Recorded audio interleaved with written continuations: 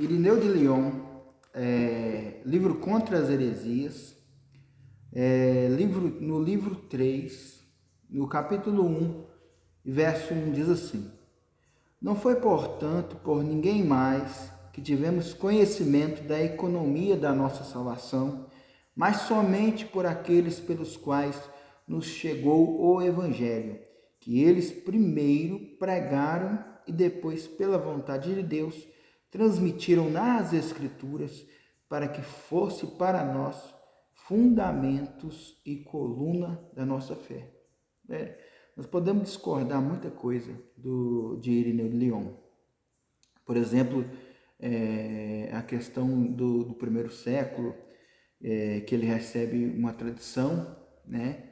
Nesse livro ele fala, né, da tradição do bispo de Roma, de quem recebeu o bispado em Roma e tudo mais, e algumas outras coisas que ele fala que não bate historicamente, mas temos que entrar em concordância que no segundo século, né, isso foi escrito do final do segundo século, ele está aqui dando a glória às Escrituras que elas merecem.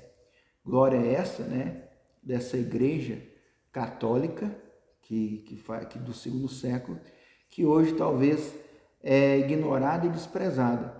Mas ele fala, olha, não foi, portanto, por ninguém mais que tivemos conhecimento da nossa salvação, né?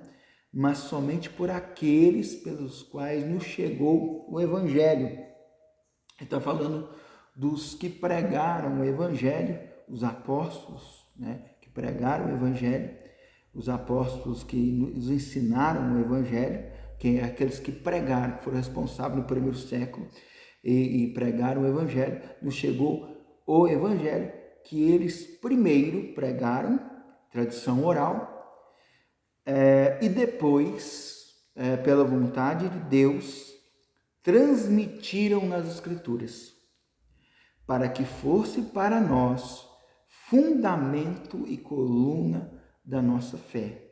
Ou seja, há uma mudança da tradição oral no pensamento de Irineu, há uma mudança da tradição oral para a tradição das Escrituras. Primeiro foi pregado, mas agora, e ele diz assim, e eles primeiro pregaram e depois, pela vontade de Deus,